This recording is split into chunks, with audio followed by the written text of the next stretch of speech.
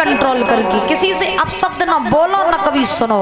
जब तुम किसी से अपशब्द बोलोगे ना तो तुम अपशब्द सुनोगे, और जब तुम किसी से अच्छे शब्द बोलोगे तुम अच्छे ही शब्द सुनोगे। अगर तुम किसी से कहोगे तू कहाँ जा रहा हो, तुम किसी से कहोगे तू कहाँ जा रहा हो, तो वो जगह तू कहाँ जा रहा हो, जब तू जा रहा हो वही हम जा रहे। हाँ, जब आप किसी से कहोगे कि आप कहाँ जा रहे थे तो आप लोग कहेंगे भैया आप कहाँ जा रहे थे, आप बताइए ना आप कहाँ जा रहे थे। है तो खेल सब जीव को ही है मैया। हाँ, तो किसी से अच्छे शब्द बोलोगे तो अच्छे ही शब्द आप सुन भी लोगे, और किसी से अगर गलत बोलोगे तो फिर आप गलत शब्द ही सुन लोगे, याद रखना। अब द्रौपदी ने कह दिया गंदे बाप की अंधी औलाद हुई। दुर्योधन ने कहा कि तूने मेरा अपमान किया तो चल ठीक है, और तूने मेरा अपमान कर दिया तो जब तक मैं अपने इस अपमान का बदला तुझसे नहीं ले लूंगा तब तक मैं चैन से नहीं बैठूंगा। तो दुर्योधन हाथ पैर पटकता हुआ वहां से हस्तिनापुर में आया। अब कहीं ना कहीं महाभारत में बुद्धि की कमी और रही है। कैसे? कहा जाता है कि बात जरूरी है तो रिश्ते को छोड़ दो, रिश्ता जरूरी है तो बात को छोड़ दो। रिश्ता जरूरी है तो बात को छोड़ दो, बात जरूरी तो रिश्ते को छोड़ दो। अगर तुम्हें लग रहा है कि हमारे लिए बात ज्यादा जरूरी है और तुम्हारे सगे बाप ने अगर तुमसे कुछ गलत कह भी दिया, बात ज्यादा जरूरी तो बाप को छोड़ दो, और बाप जरूरी है तो बाप ने जो कुछ कही बात को छोड़ दे। दिमाग लगाना थोड़ा सा। हाँ, तो इसीलिए अब जैसे दुर्योधन से द्रौपदी ने किच कह भी दिया था तो दुर्योधन अगर दिमाग लगाता तो बात वहीं खत्म कर सकता था।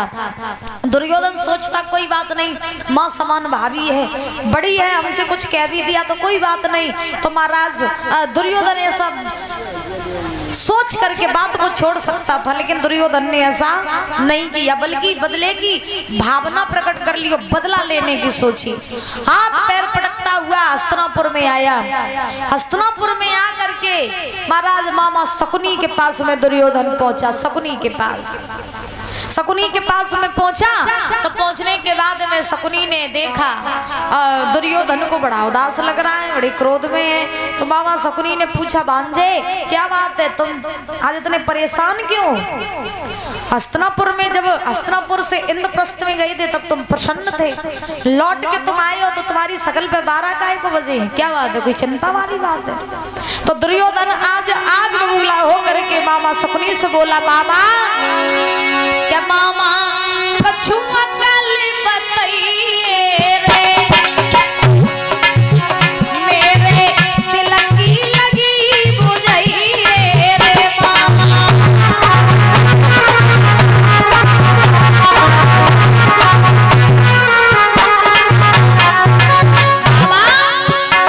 मामा कछुआ कल बताइए रे, मेरे दिल की लगी बुझाइए रे मामा।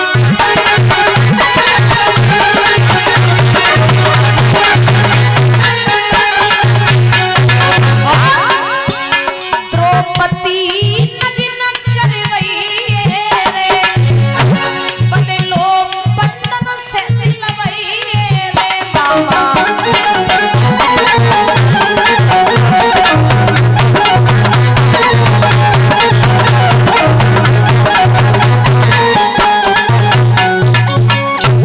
दुर्योधन ने मामा शकुनी से कहा, मामा अगर तुम जानना चाहते हो कि हम परेशान क्यों हैं, हम उदास क्यों हैं, तो मेरी परेशानी का कारण सिर्फ और सिर्फ द्रौपदी है। शकुनी ने कहा द्रौपदी है? बोले हाँ। कैसे? तो आज दुर्योधन बोला ऐसे है कि जब हम इंद्रप्रस्थ में गए थे, लौट के जब हम वापस आ रहे थे तो धर्मराज के महल देखते हुए हम आ रहे थे, तो धर्मराज के महलों में हम थल समझ के जल में गिर गए। तो द्रौपदी ने हमसे कहा कि अंधे बाप की अंधी औलाद हुई, मेरा अपमान कर देती मैं सहन कर लेता, लेकिन मेरे बाप का अपमान ये मुझसे सहन नहीं होगा। तो हम ये चाहते हैं कि तुम द्रौपदी से मेरे अपमान का बदला दिलवा दो। हम चाहते हैं कि द्रौपदी को नग्न करके करके अपने अपमान का हम बदला लें, तो हमें कोई उपाय बताओ। मामा शकुनी कहने लगे इतनी छोटी बात में तुम परेशान हो, हैं? चिंता ना करो, मेरे पास में एक उपाय है। क्या उपाय है? शकुनी कहने लगा उपाय ये है कि तुम किसी तरीके से पांचों पांडवों को द्रौपदी सहित हस्तिनापुर में बुलवा लो, उन्हें जुआ का खेल खिलवा दो और जुआ का खेल खिलवा करके उनसे उनकी धन संपत्ति सब कुछ छीन लेना, अंत में द्रौपदी को छीन लेना, नगिन करके अपने अपमान का बदला ले लेना, सबसे बढ़िया बात। दुर्योधन बोला हाँ बात सही है। अच्छा देखो एक बात बताएं तुम्हें भैया, एक कहावत कही जाती है कि दीवार बिगाड़े आरो और घर बिगाड़े सारो। दीवार बिगाड़े आरो, घर बिगाड़े सारो। जौन घर में ससुराल वाले की एंट्री, सारे सराज की एंट्री, समझ लो घर बंटा ढहा रहे, वो घर बिल्कुल विनाश है। जौन से घर में सारे सराज की एंट्री हो जाती है। और आज के जमाने में तो 100% में 90% घर में सारे ही सराज राज करते हैं। हाँ, और खास आदत होती है माताओं की। खैर मैया हम तुम्हें बुराई नहीं कर रहे, ना जो सोचोगे आज हमारी बुराई चालू हुई, बुराई नहीं कर रहे। देखो हम सत्य बता रहे हैं आपको। अगर घर में सास बहू की लड़ाई हो जावे तो बहू जा नहीं कहिए कि लाओ सास को हम मनाए ले, ना सास जा कहिए कि लाओ हम अपनी बहू को मनाए ले, बल्कि बहू क्या करेगी, अपने मैं के फोन कर दिए मम्मी आज मेरी डुकरिया ने मुझे ऐसे ऐसे कई भैया को पठे दो, मैं बुलवाए ले, हम घर में रहो नहीं चाहती। हाँ तो महाराज मम्मी कहती बिटिया तू चिंता ना कर, तू ससुरे में दबके न रहिए, न सास का न ससुरते काऊ तो दबके न रहा। अब याल तेरे भैया को पठे रहे, अब याल तो हम घर बुलवाए रहे, तो काहे परेशान है, तेरी मम्मी जिंदा है। हाँ तेरी मम्मी जिंदा है। तो महाराज अब बे भैया आते और अपनी बहन को लिवाए के चले जा, तो बताओ घर बर्बाद है क्या नहीं है?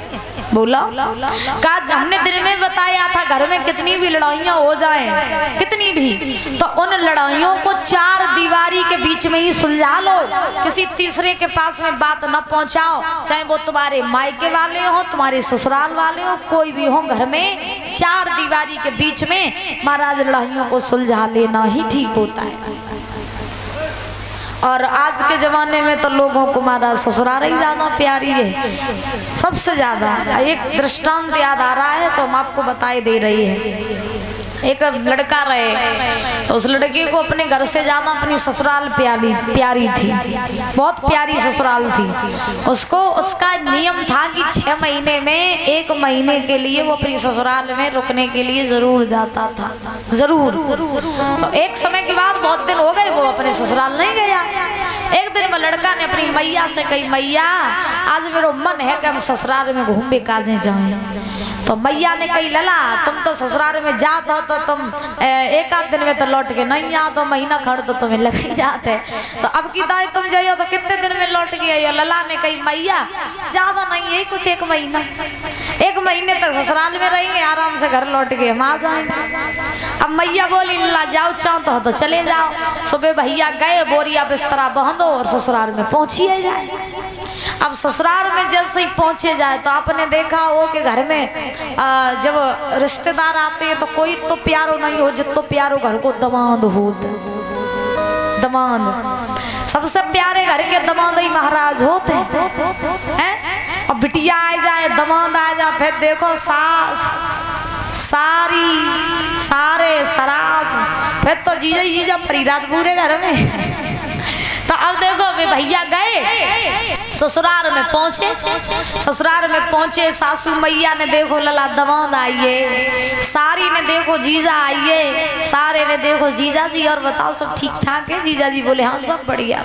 खटिया बटिया डाली गई, जीजा को बैठारो गो। सासू मैया थरिया में दूध सराय के ले आई, थाली जानते हो, थाली में दूध सराय के ले आई। अच्छा बब्बा तुम्हें बात बताओ, ये परीक्षा जी तुम तो ससुराल में जाते ही हो अच्छा जब बताओ जब तुमने नौ ब्याह करो हतो और जब तुम नए ससुराल में गए हते तब तुम्हारी सास ने तुम्हें कोल्ड ड्रिंक पिवाई थी कि दूध पिवाई थी? शादी नहीं भाई ए झूठ क्यों बोल रही हो आप? हो गई, देखो देखो बोल रही है शादी हो गई है। सुनिए हम आपको बता रहे हैं, पहले के जमाने में और अब के जमाने में बहुत फर्क हो गया है। कैसे? सुन लो, परीक्षा दी आप, मेरी बात सुनो। आप बताओ कि शादी हो गई कि नहीं हो गई? फिर ये लोग झूठ क्यों बोल रहे हैं? हमें लगा छुड़वाओ चांद। चलिए तब देखिए, आपके जमाने में जब आपकी शादी हुई होगी, पहले के दामाद जब घर में आते थे मैया, तो पहले की सासें अपने दामादों को महाराज दूध सराय के थालियन में तब और दूध में घी डाल के तब दामाद को पिवाओ जात, तो तब आदर होते थे कि नहीं? ईमानदारी तो बताओ, होते थे। हमने अपने दादाओं के मुख से सुना, मेरे दादा कहते थे, आज भी हमारे दादा हैं, वो आज भी हमसे कहते हैं बेटा आज के जमाने में पहले के जमाने में जमीन आसमान का फर्क है। पहले जब हम ससुराल में जाते थे तब मेरी सास थाली भर के दूध मुझे पिलाती थी घी डाल के, और आज के जमाने में तो दूध की रीत रही नहीं। तो 100 ग्राम काट लो दूध, चाय बनी दामाद आए तो चाय पिवाए दी तो ठीक ना, दुकान पे 100 रुपया को ठंडा और पिवाए दो, ले खातिरदारी तो वही पूरी। ये जमाना आ गया है। तब भैया दामाद वे जो रहे सो वे गए। सासू मैया ने थरिया में दूध सराय के पिवाओ। साली साहिबा पूछने लगी जीजा जी सब ठीक ठाक है? जीजा जी बोले हाँ सब बढ़िया। खूब आदर सम्मान हुआ। ससुराल वाले जनाए जानते कि जीजा 1 महीना को आए रुकवे को। हाँ, मेहमान कितना भी चाहिए हो, याद रखना 2-4 ही दिन रुके तो ही ठीक है, और ज्यादा रुके तो इज्जत कम हो जाइए। 2-4 ही दिन कहू के घरे रुको, हाँ, और 2-4 दिन ज्यादा होते या 2 दिन, ज्यादा ज्यादा ना रुको। ज्यादा रुकियो तो इज्जत अपने आप खत्म हो जाएगी। अब सुनो, अब ससुराल वाले जनाए जानते कि जीजा 1 महीना को रहवे को आए। एक दिन सेवा खूब भई, दूसरा दिन हुआ, दूसरे दिन भी सेवा खूब भई, तीसरे दिन सेवा भई। सास सोचने लगी चलो लला आज नहीं कल चले जाए, आज नहीं कल चले जाए, आज की कल। महाराज कल को आई नहीं रहो। अब धीरे धीरे हुई है 5 दिन सेवा कछु कम भई, 5 के हुई है 10 दिन सेवा कछु और कम भई। अब ससुराल वाले सोच रहे जे आए सो आए, अब जे जाए को ना ही नहीं ले रहे, जे जा ही नहीं रहे। आगे क्या हुआ? अब तो ससुराल वाले परेशान हो गए, क्योंकि पूरे दिन अब पड़े रहते, कोई आदमी पड़ा रहे पूरे दिन, खाता रहे और पड़ा रहे, कुछ काम का ना धंध का। तो अब ससुराल वाले सोचने लगे जे आए सो आए, लेकिन जे जाए नहीं रहे। अब एक दिन साली साहिबा ने सोची कछु हो जा, जीजा जी परे खाता, लेकिन हम परे खान नहीं दिए जा, भगाए गिरा के अपने गत्ते। तो साली साहिबा ने एक दिन स्कूल सवेरा हुआ, बस्ता उठाया, स्कूल को बैग उठाओ, यूनिफॉर्म पहनी, पीठ पे टांगो बस्ता, जीजा बैठे रहे खटिया पे। तो साली साहिबा जीजा के पास से होकर के निकली स्कूल के लिए। जीजा जी बोले जब बताओ साली साहिबा आज घर में कोई है नहीं, और तुम स्कूल पढ़वे काजे जा रही हो, झाड़ू पोछा बर्तन सब कम डरो झुको करे। सारी बोली तुमका परे खाए हो, जो काम तुम करे हो? जीजा जी बोले हम करें, बोले हाँ। तो जीजा जी बोले ठीक तुम चली जा, हम सब काम कर लिए। सारी जा सोचती कि काम की कही है तो जी भाग जाई। जीजा ने कही हम ठीक है तुम जाओ, हम सब काम कर लिए। सारी चली गई कॉलेज पढ़े काज, लौट के आई, काम सब चकाचक डरो, झाड़ू पोछा बर्तन सब काम चकाचक। साली बोली जीजा ने सब काम कर लो, लेकिन गई तो है ही नहीं। दूसरों दिन साली उठी, स्कूल की यूनिफॉर्म पहनी, बस्ता टांगो, कॉलेज पढ़े को चलो वहीं। जीजा खटिया पे बैठे रहे। साली ने ऑर्डर करे जीजा बहुत परे खाई लो, अब जा रहे पढ़वे काज, घर में कोई है नहीं, भैंसिन को गोबर डरो सुडा दियो। हाँ, अब जो जब बात गई जीजा कर लगे ठीक तुम चिंता ना करो, तुम आराम से पढ़ के आओ, भूखम कर दिए। जीजा सोचने लगे काम कछु करो पर, लेकिन हम जाइए नहीं लौट के, हम जाइए 1 महीने ही बा।